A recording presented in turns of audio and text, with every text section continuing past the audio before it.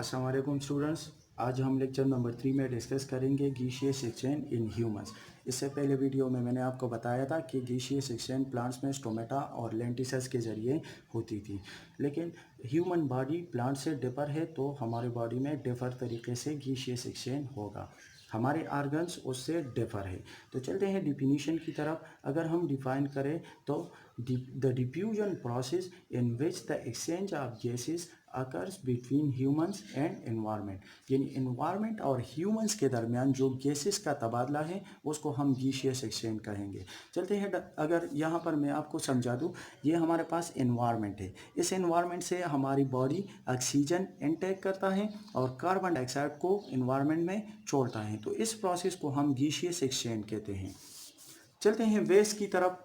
हमारी रेस्पिरेटरी वे यानी जो गैसियस एक्सचेंज परफॉर्म करता है वो दो वेज पर मुश्तमिल होती है। एक अपर रेस्पिरेटरी वे है, एक लोअर रेस्पिरेटरी वे है। अपर रेस्पिरेटरी वे हम पार्ट फर्स्ट में डिस्कस करेंगे, पार्ट सेकंड में हम लोअर रेस्पिरेटरी वे को डिस्कस करेंगे। तो चलते हैं, अपर रेस्पिरेटरी वे किन चीज़ों पर मुश्तमिल होता है।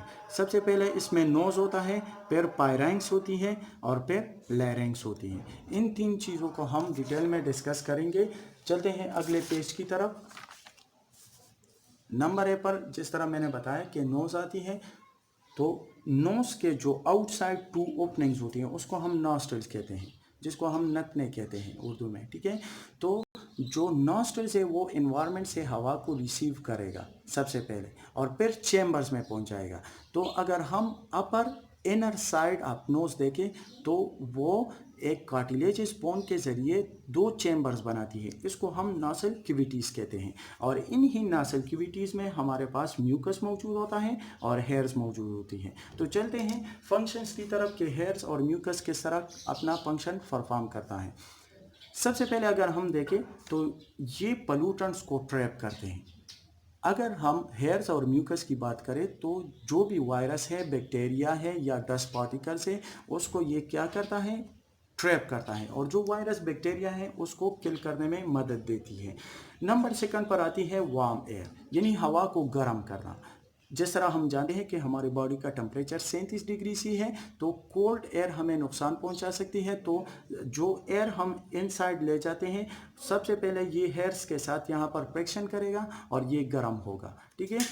मॉइस्चराइज्ड एयर यानी हवा में नमी पैदा करेगा, हवा में नमी पैदा करेगा और वो बहुत सॉफ्टली हमारे ट्रेकिया और लंग्स में पहुंच जाएगा।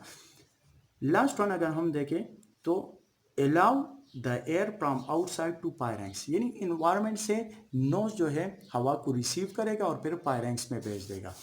तो चलते हैं पायरेंक्स की तरफ। जिस तरह मैंने बताया कि नासल कैविटी में जो हवा पहुंच गई है वो पायरेंक्स रिसीव करेगा। तो पायरेंक्स तकरीबन 4.5 इंचेस लॉन्ग होता है, ये मस्कुलर होता है। मस्कुलर मीन ये कॉन्ट्रैक्ट भी हो सकता है और रिलैक्स भी हो सकता है।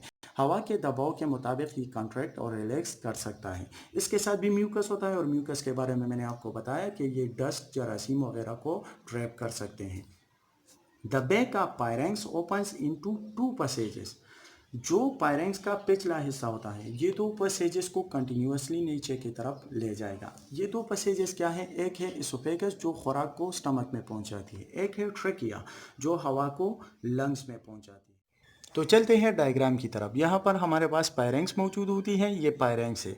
यहाँ पर एपिग्लोटिस मौजूद होती है और ये लैरिंक्स है, ठीक है। यहाँ पर पायरेंक्स से दो पैसेजेस निकलती है, एक ट्रेकिया है जो हवा को लंग्स में पहुंचाती है और एक एसोफेगस है जो खुराक को स्टमक में पहुंचाती है। तो यहाँ पर एपिग्लोटिस का क्या रोल है, जब हम खुराक खाते हैं तो ये एपिग्लोटिस ट्रेकिया को बंद करता है ताकि खुराक का कुछ हिस्सा हमारे लंग्स में ना जाए, फिर ये बहुत सारी बीमारियां काज कर सकते हैं।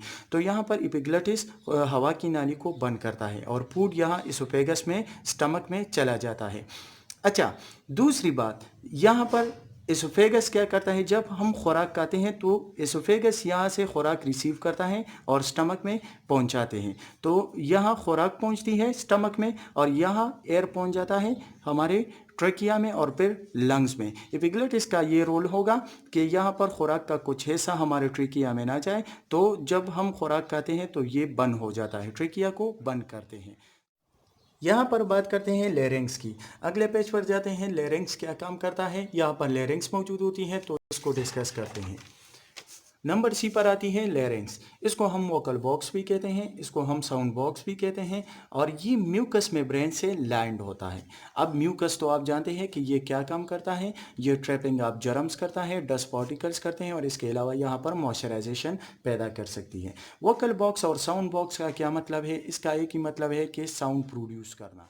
अब हम फंक्शन की बात करते हैं। लेरिंग्स में हमारे पास वोकल कॉर्ड मौजूद होते हैं, और ये वोकल कॉर्ड साउंड प्रोड्यूस करते हैं। जब हम बात करते हैं तो ये इन्हीं वोकल कॉर्ड की मदद से साउंड प्रोड्यूस होती है। Thank you very much.